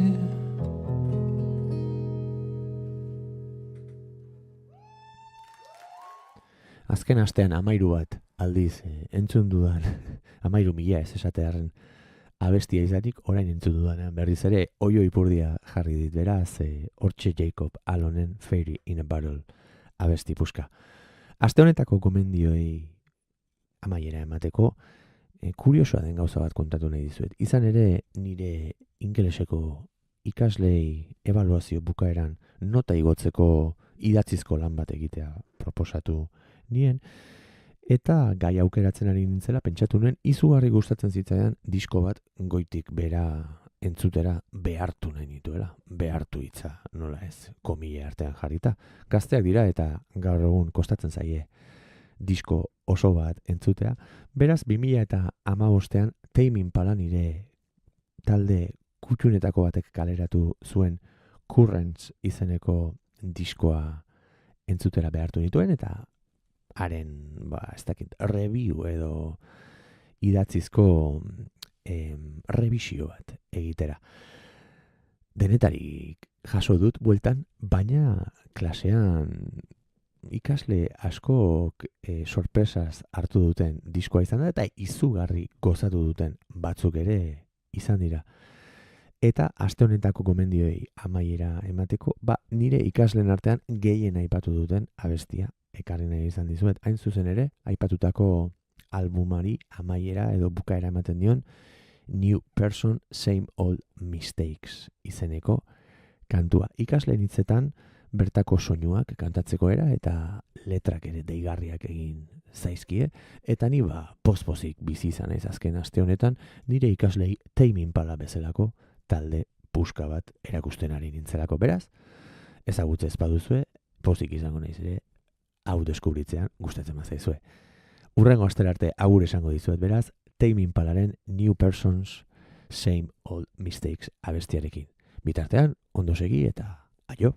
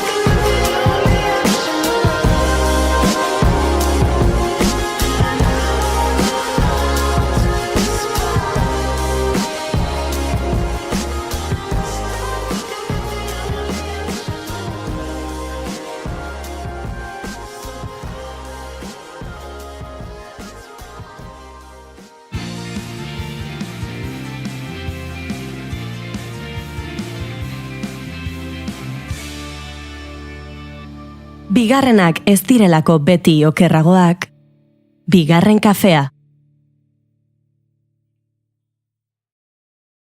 Eren egun, atzoko aurreko eguna, atzo baino lehenago, nintzen horren garaia. Hitz ederra dela uste dut, oroitzapenak ekartzen dituena. Onak zein txarrak, baina denak norberarenak. Doinu polita du gainera, 3 eta U bakarra, tartekoak tartean, baina 4 silabako hitz ederra. Ez dira asko izango. Erotu naizela pentsa dezakezue, eta gian hala da, baina entzuten dudan bakoitzean pentsatzen dut ingeleraz ez dela esan nahi berbera duen hitzik. Day before yesterday, esaten dute. Asko pentsarazten ditonek. Ez dute horrelako bat behar? Frantsesez, l'autre jour diote. Hauek ere 3 hitzetan. Benetan deigarria egiten zait. Gu algara iragana hitz egiten duten bakarrak. Gehiegi agian. Egia danik gauzei buelta asko ematen dizkiedala, baina ez nekien hori herri asuntu bat bilakatu zenik. Nire ustez, hizkuntza guztiek izan beharko lukete horrelako hitz bat haien hiztegietan. Asteburuan egindakoa azaldu ahal izateko behintzat.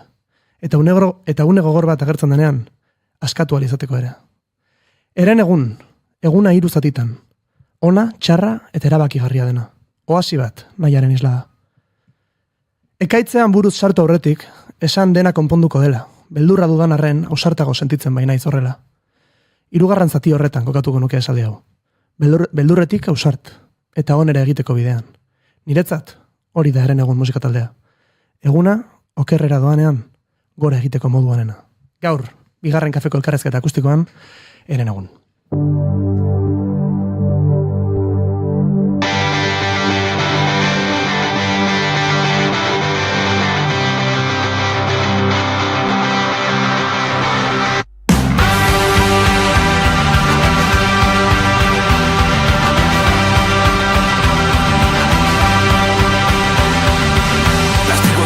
Basamortu baten zulo denak, nekez ureztatzen dituztenak, ez dira jabetzen, ez dagola denbora nahikoa, eta orain berriz argian piztu da.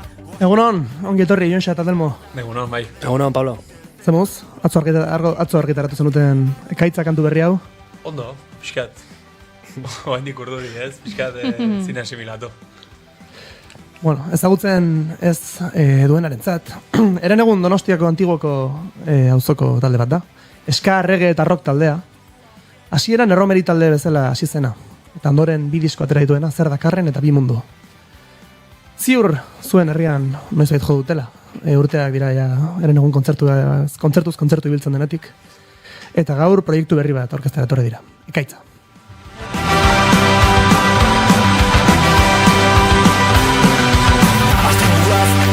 Galtzea arbanaketan luzea egiten da egutegi berri bat aurrean.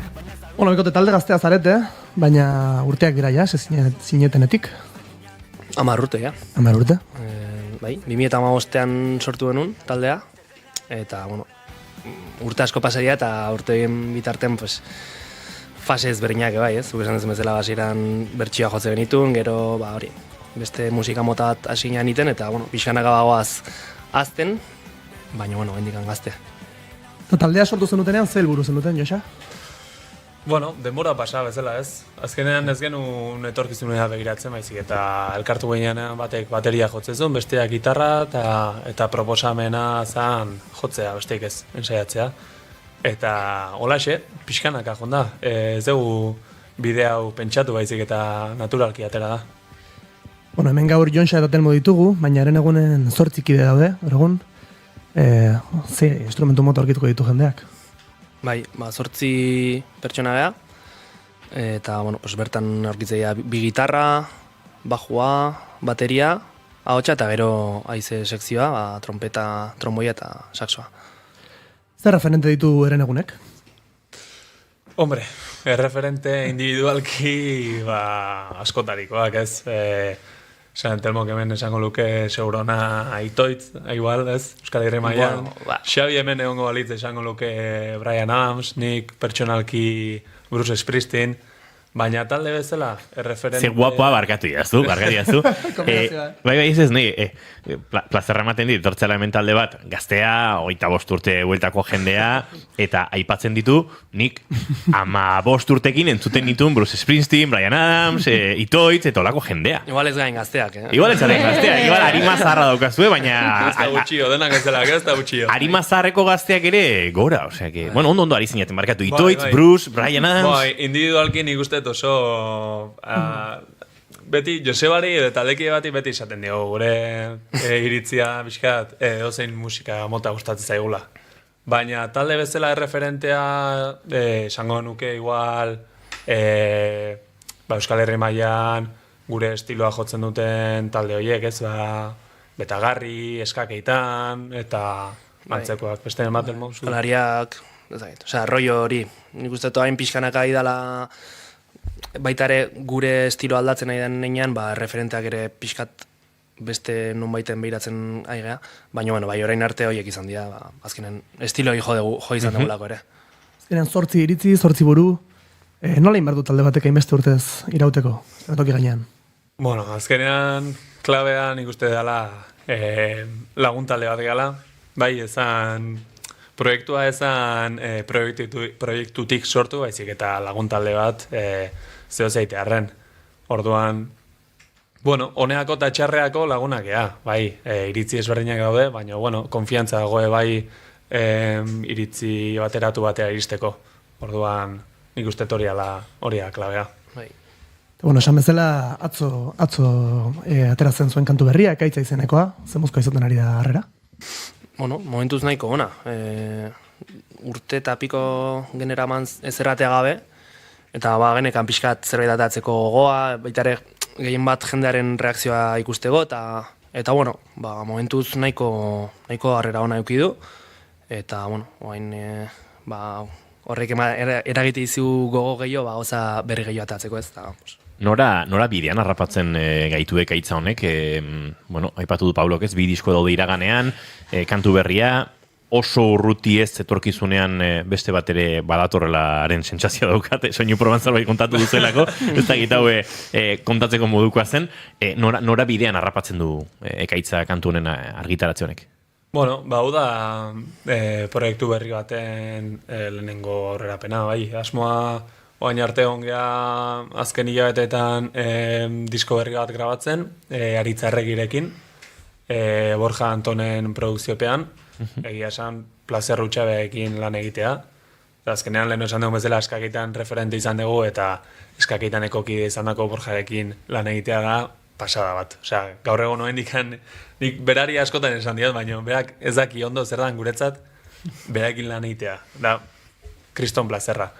Eta bai, lanean egon geha, eta hauxe da lehenengo aurrerapena, bigarren aurrerapen bat iragarriko dugu gutxi barru, bai. Eta gero ja disko dator, bai. Baina ez dakit ikusteko tarterik izan dezuen, Mikote, baina ez da bakarrik abesti atera, bideoklip dar bat indote. Nik kantu entzun dut, bideoklipa oraindik ezin izan dut ikusi.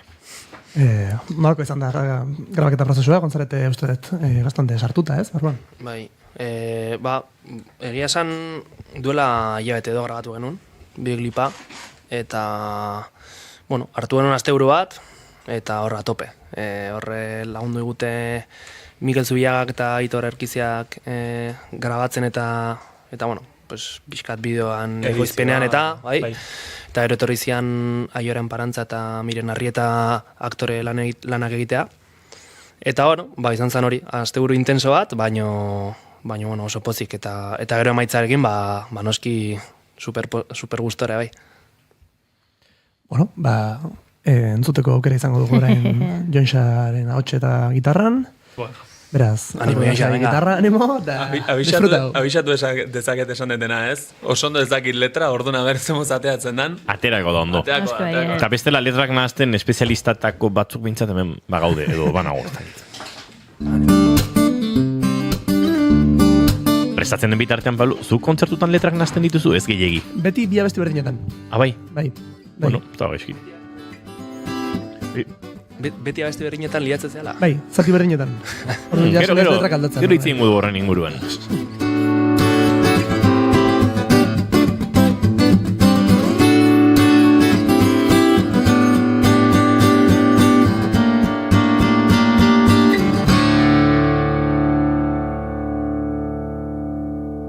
segituan izango gara prest, baina hemen baditugu mikrofonak iriki beharra, mikrofonoak itxi beharra, eta dena prozesatu beharra, eta uste dut dagoeneko martxan badugula. Horen bai, bigarren kafearen elkarrezketa akustikoetan, primizia akustikoan, Jon Xaren eskutik Ekaitza.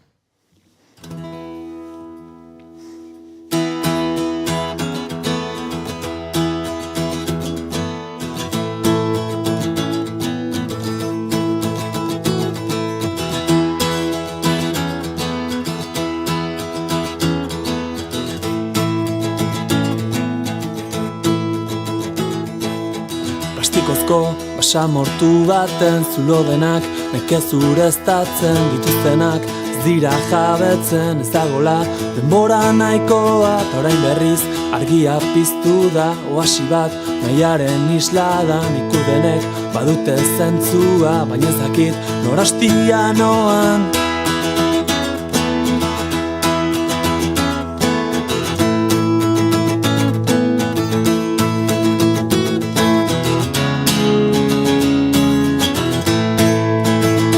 Ekaitzan buru sartu gaurretik esan dena konponduko dela. Beldurra dudan arren ausartago sentitzen bain naiz honela.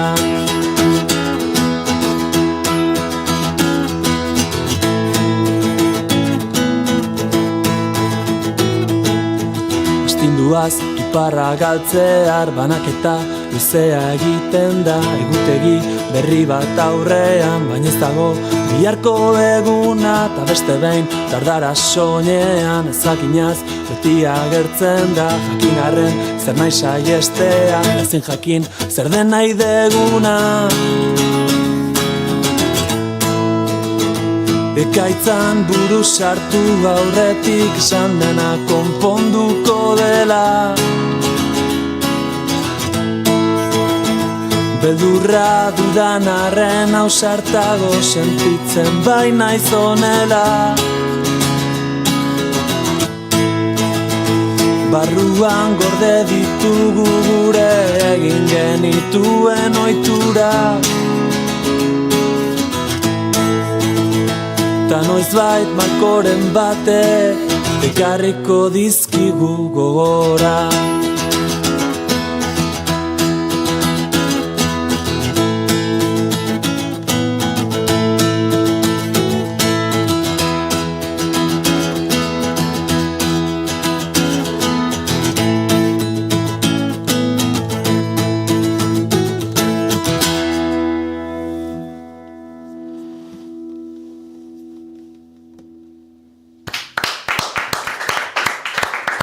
Hortxe bai jaun Andreok, Ekaitza zuzenean, hementxe bigarren kafean, eta gainera, esango dugu, bertxio hau entzuteko behintzate, nahiko primiziazko moduan, badator Jonsia gure elkarrizketa setera bueltan, argiak piztu ditugu, eta batean, oaingo izetik, pixkate fotofobia sortu digu, baina bueltan daukagu Jonsia, eta jarraitu dezakegu Pablo entrevistarekin. Ondo entzun da? Oso ondo entzun da. Oso polita. Igual aitortzak egiten hasi behar dugu gitarra utzi dizunari. Bai, esker bereziak, gaina taldeko oso laguna, Pablo oso laguna bai, Amaia Etxeberria, besarka handi bat emendikan, asko maitez ditugu. Bai, eta Amaia, gitarra puska hori beste ere tarteka utzi nahi bai duzu, gustora, Hala ere, bigarren kafetik eskertzen dizugu, ekaragarri ondo sonatzen duen gitarra da, eta ez da gutxi. Bai. Pablo hori gidoia utzi diogu, goiuri. Baina, ez da zagotatzen. Alaren, gai interesgarri bat, ari ginen hemen aipatzen, justu han pixket gitarra hartzen zen biltzara, Pablo hori beti bi abesti berdinak nahazten zaizkiola. Bai, normalan kontzertuko lehenengoa, bihotzak zu deitzen da, letra luzeegi bat egin nun, eta gainera oso, esan nun, egingo ez zaila, ez da berola jendeak ez duen ikasten, eta gero, nik ez dut ikasi, eta jendeak bai, eta orduan egiten gaizki, eta jendeak konturatzen da. Ze putada, Bai. Edo taldekideak korok egiten dituztenean. Eta ja, ez dizute uzten irten biderik zure asmakizunetarako. Hori da. Edo tipiko, gu gau hitz bat dela, estrofa batean aldatzen da odola, eta bestean arima. Orduan beti da adola, orima, orina izan daiteke batzutan da Trampa mortalak dira. Baina, Jon Xe ondo moldatu da. Bai. Ensaiatu du, ensaiatu du. Bueno. Baina, dena esan behar du, oso gutxitan jotako kantua da. Bai, oso gutxi. Atera berri den kantua, etxean joko zenuen, eta igual... Akustikoan gutxio. Hori da, lokalean ere prestatuko zenuten, eta baina ez da labesti bat zurekin denbora piloa daramana. Eta gainera, lotuko dut gidoiarekin, normalean abesti hau, eren egunen beste abeslariak Xabik abesten du. Gaur ez dago hemen Xabi. Orduan, bueno, interneteko versioan entzun dugun abestian Xabik abesten du, Jonxak ikasi du, txalo bat Jonxari. Txalo. Ondo. Baina aldi berean, meritu gutxi dakazu, ze letra zuki datzi dezu, ez azkenean orduan, bueno. Bai. Zemuzko izaten da zuen sorkuntza prozesua? Bueno, justo hemen gaude abestiak sortzitun bi pertsonak. Eta, bueno, nire kasuan ez da, ezakit, normalean, ezakit Pablozuk nola egite dezun, nik normalean melodia egite, eta gitarrakin hartzitut akorde batzuk, horrela transmititu nahi eten sentimentuarekin lotuta dijoa zen akorde edo melodia batzuk, eta gero letra dijoa. Telmonen kasuan ezakit. Nik nire kasuan iteet, igual lehenengo melodia bat pentsatu nire buruan, eta, bueno, pues, hori iztetenean edo, azten naiz letra jartzen, eta gero akordeak, eta, bueno, base guztia edo. Baina, bueno, esan barragat, biek ite ditugula letra, baina, bueno, Jonxak askoz, erreztasuna da nitza, baina ez da hola konparaziorik. Eskertzea. Pablo, eta zuk nola iten dituzu abestia? Okerro. Buelta mango jot. Ez sartuko. Hala ere, esatezu, gero base, bueno, gaitegu melodia, hotxa, eta gero basea sartzen da. Basea sartzen da, ari gaitu egiten beste 7 pertsonaz. Bai. Nola izaten da lokalera iriste hori. Abesti berri dakat talde? Bueno, nik normalean etxetikan dena nahiko prest eta nahiko argi eramaten dut, eta neurri hortan banaiz nahiko zurruna, nahiko pixka diktadorea, ez? Iristen naiz, eta esaten... Fascista. Bai, fascista, bai. Eta, bai, iristen naiz, eta nik argi dakatenean nola izangoan abestia beti irekita nago, edo zeinek proposamenak botatzen bali maitu, entzuteko prest, gustatzen bali zaizkit txertatzeko prest, baina zerbait buruan malin badakat sartuta, ez diazu bateako. Buruatzen ari zait Goiuri, hau gero webguneratzen dugun momentuan, izenburu bat beharko dugula, titular bat, eta Jonxa eren egun, hola jarriko, Jonxa eren egun, pixkat fascista naiz, ekoizpen eta konponketa prozesuan. Eneko, ari nintzen justu apuntatzen. Gau. Broma interno bat zelar nun. Clickbait da, zerbait bada hori da. Bai, eneko. Gaur egun modan dago ez, fascista izatea. Baita ere. Bueno, bai. Betean argia dago ere zer bakarren, gaua eta inoiz bukatzen zer bakarren. Betean argia dago ere. Bueno, eren egunen kontzerturen batean egon den edonork, badaki festa ederra montatzen dutela, eta kapazidade berezia daukatela horretarako. Zein da zuentzat kontzertu baten aurrean gauza garrantzitsuena? Zer izan behar du kontzertu batek, kresta zerren gainetik? Bueno, pixkatzuk esatezuna ez, festa bat edo ondo pasatzeko rato bat, bai guretzako eta bai besteentzako ez. Baina, bueno, nik ustez baita ere, urteekin guretzako bihurtuana dela baita ere lasaitzeko modu bat, ez? Ezagit. Azkenan musikak, gauza asko transmititzen ditu, baino oso ezberdina da ensaio bat edo musika entzutea, gero zuzeneko bat jotzea baino, ez? Orduan, nahi behintzat pertsonalki, guzti horren, ensaioak, atzean dago lanaren esposizio bat da, kontzertua, baino eran positibo baten, ez? Azkenan, atzetik dagoen lan guztioi, pixkat, ez da, usagu gustura egiten dugu, baino, azkenan, kontzertutarako egiten dugu lan hori, eta behin kontzertu iztean, bihurtze da, lasitasun bat, da satisfakzio bat, aldezula jo atzetik egin dezun lan guztioi, ez? Gainera jendeak erantzuten du, zuen kontzertuetan. jendeak asko abesten du, jendeak asko dantzatzen du, oso kontzertu divertigarrik esaten dira, badaukazue baten bat, hola berezia markatuta. Badakizu. Bai, horregatik. Badakizu, aldezuzuk erantzuen galdera. Erantzuen, esan.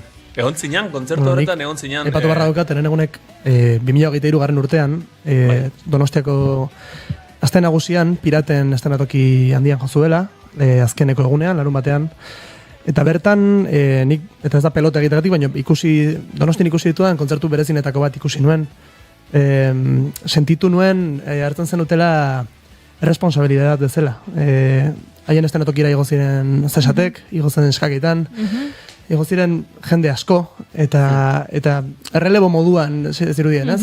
Eskaketanek utzi berri zuen taldea, zesatekek ja duela urte batzuk. Bueno, ikusten duzue hor, azkenean Donosti mailan, horrelako, Donosti mailan edo, Euskal Herri mailan ere, estiloak aldatzen joan diren bezala, geroz eta talde gutxiago de estilo horretan, konkretuki, eta uste dut zuek pisu handi hartu dezuela toki horretan, ez dakit, responsabilidade puntu batekin bizi dezuen hori. Bueno, egia da, justo oain eta egun lan berri honetan uste gula pixkat ari gehala estilo berritara aldentzen, baina bai, neurri batean bai gelditu dela utxine batez, Euskal Herri maila meintzat estilo horretan, eta izan daiteke, ez dakit ardura hori igual gehiegi da, ez, guretzako, baina bai, izan daiteke. Ez bakarrik estiloaren inguruan, egia da, gero galdetuko dizuetan inguruan, aprobetxatuko eta ipatu dezula. Entzun duguna besti berri honetan, ekaitzan, entzuten ditugu orain arte sartu ez diren soinuak, adibidez azten da sintetizadore moduko batekin, edo nolatan? Bueno, probatu nahi genitun gauza berriak egiten, ez? Aprobetxatuan hori, abesti berriak hasi ginala egiten, bai estilo, genero, eta, bueno, eta bar berri probatzen hasteko. Eta, bueno, horre Borjak, ekoizleak, eukidu, asko lagundu gaitu zentzu hortan, zeguk ez genekan ideiaik sintei buruz, edo elektronikari buruz, ez?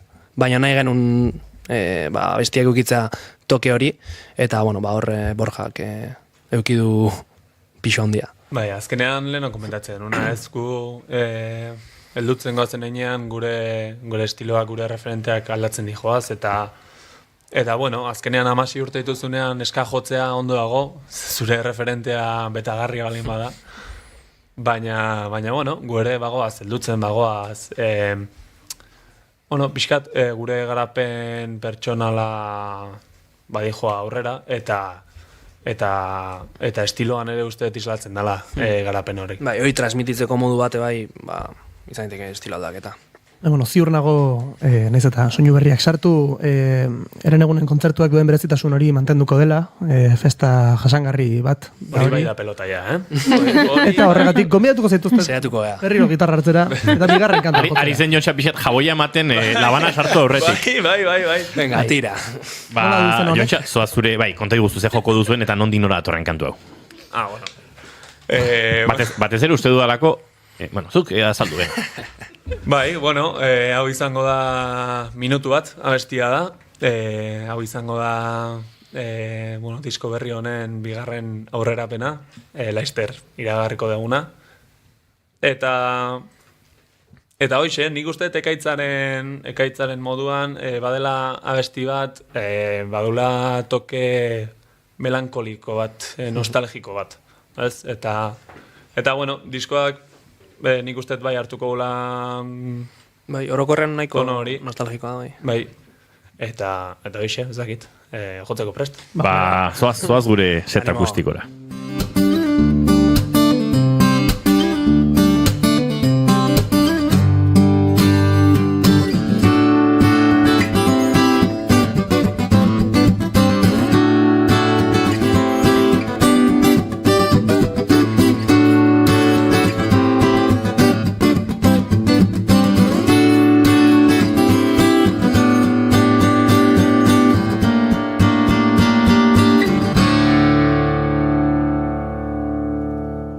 Bigarren kafearen elkarrezketa akustikoetan, eren egun taldeko Jontxa prest, minutu bat eskaintziko nahi duzunean.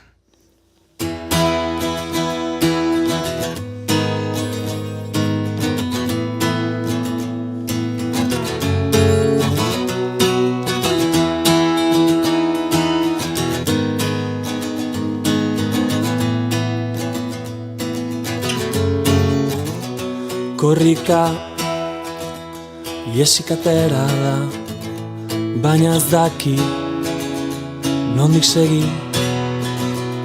Mundu honek zintzurik ez duela jakin izan du betidanik, baina ez du jakin nondikan hasi begi batez.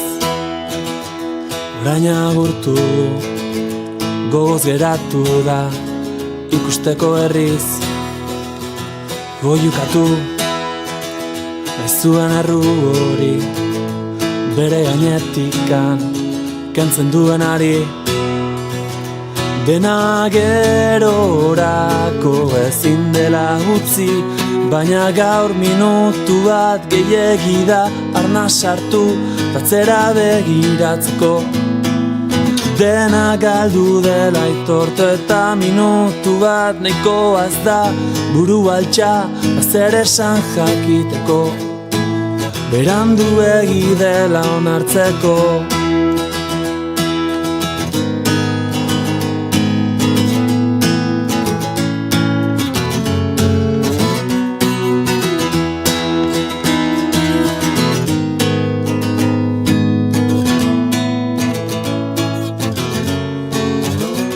Zaila izan da pentsatzea gure etorkizun beltzean zenbatek izango duen aukera bera, zenbatek erantzunik gabeko galdera. Baina gaur minutu bat gehiegi da arna sartu tatzera begiratzeko. Dena galdu dela aitortu eta minutu bat nahikoa ez da buru altxa zer esan jakiteko. Berandu egi dela onartzeko. Gehiegi da minutu bat arnasa hartuta atzera begiratzeko. Nahikoa ez da minutu bat buru altxa eta berandu egi dela onartzeko.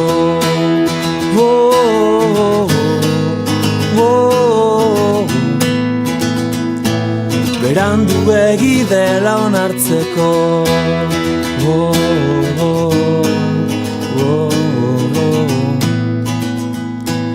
Berandu egi dela onartzeko.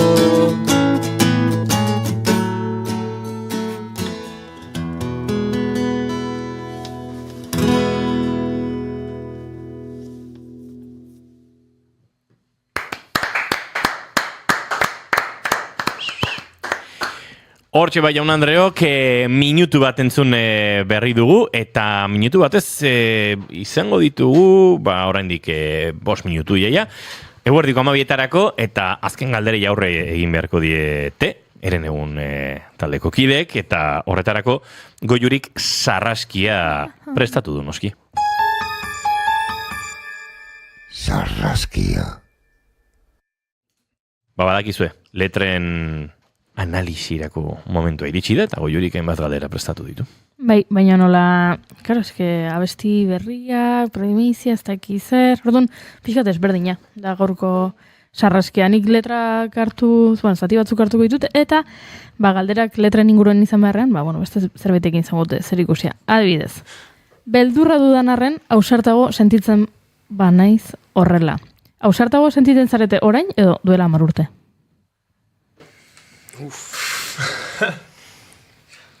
Nik uste dut duela 10 urte. Duela 10 urte, pixkat inkonstientetik, ez? Ez ginalako gaur egun nik uste dut askoz... Ez genuen ezagutzen mundu hau ez da... Jabetza handiagoa dakagu, ez? Egindako guztian inguruan eta torrenen inguruan, eta... Bueno, eso da, pixkat... Bai, ados nago. Ez que duela 10 urte, 15 urte genitun. Bueno, eldurrik ez, pixkat, su normala gina, baina... Oaine bai, baina ez hainbeste. Claro.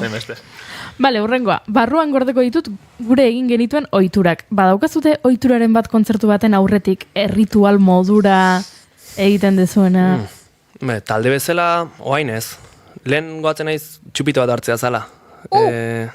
rituala. Txupito bat, klasiko, ez, pixka ritual bat oso tipikoa, Baina baina... zerena zen txupitoa. Baina, random. Kontzertu bakoitzan desberdina, baina oso polita da, zer ritual hau, hasi zuen Telmoren aitak.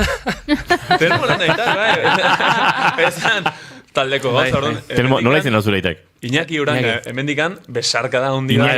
Iñaki Uranga jauna hemendi besarka da bat. Olatean naiz ni. Ez zaite lotxatuta sentitu, esan, gaur egungo ikuspegitik, jode, gazte hauek, txupito, ez da gizzer, tira, ez gara hemen, hasiko orain, txorra datan. Ni uste gutxi irauntzula, porque oitako baten kasi ez ginen atean jotzea. Kasi horregatu ginen. Nun izan, igeldon izan zan, ez? Izango zan, bai. Oskalo. Bale, eta azkena, ta noizbait Malkoren batek ekarriko dizkigu gogora. Kontzerturen batean negarri egin dezue? Segurona piratetan, ez, hor bertan, ez? Nik uste momentuan azkenean oso, estitatua, Bai, unkituta. Unkituta, baina, bueno, badakagu egun hartako bideo bat YouTubeen, pixkat dokumentala, eta egia da nik noizbeinka jartze detela, eta jartze denean Malkoa ateatzen. Bai. Gaindituta sarraskia. Txirorirori, txoriak egiten dit, txirorirori, txoria ikusten dut egani esik, salto batekin da junda adarotatik. Bueno, ikote ja, azken galdera iteko. Elkarrezketa hasieran galdetu dizuegu, ea 15 urterekin hasi zinetenean zein zen zuen helburua. Galdetzen dizuet zein da zuen helburua orain. Zer espero dezakegu eren egunetaz etorkizunean? Nik uste ez dela asko aldatzen, ez? Pixka dinamika honekin jarraitzea, helburu handirik jarri gabe aurrera jarraitzea, gauza berriak ateatzen jutea, eta horrek sortzizkigun aukerak aprobetxatzea. Eren egun zuzenan ikusteko aukerarik badago Laster? Izango dezu, Izango dezu, indikan ezin dugu iragarri, baina, bueno, egia ja udarako datak izten, eta bueno, posible zain Laster. Jai bat orden ematek nahi badu eren egunen kontrataziorako idatzi. Eren egun taldea, Instagramen. Eskerrik asko bikote hurrengo arte. Zuei, eskerrik asko. Gani berriz hasi naiz, hortzi mugak bilatzen. Juan zinenetik ez dakit nonago nonaizen ta berdin dudenak. Azaldu edo etorriko zaren itxaropena, oraindik ez da bukatzen. Entzuleok eta gure bagoaz eren egundarrak agurtu ditugu. Pablo Zurutu zairastortza datorren asteazkener arte. Uste dut de Soulander zalde izango dugula gurean, ondo bidean. Goiure Zeizarandia zu bihar arte. Bai. Zara eskapatuko mendik? Ez da nire? Ez? Uste. Bale. Entzuleok, goizeko 11:05 bihar mentxe bigarren kafea naiz irratian orain informazioaren txanda. Zaindu asko, agur. Ta berriz egin nintzan tristetu eta triste jarraitu nuen. Ibai batean indoan bidaiatzen, uste nuen hor zinela eta guzti eta hortxe joan nintzen zuzen. Eguzkira, eta bidean ilargia aurkitu nuen. Goiuri Zeizago orain dio, nien nago bihar.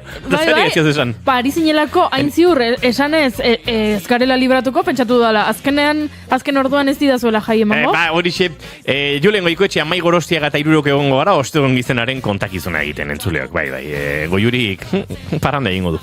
Beste ere egokituko zaigu. Horregongo zeralako esperantza galdu gabe. Ezin jakin on zauden, galdetzen, dudan bakoitzean, ilunean itzalan, bezala, zara eskutatzen, eguzkiak indarrez, kolorez, paisaiak marrazten.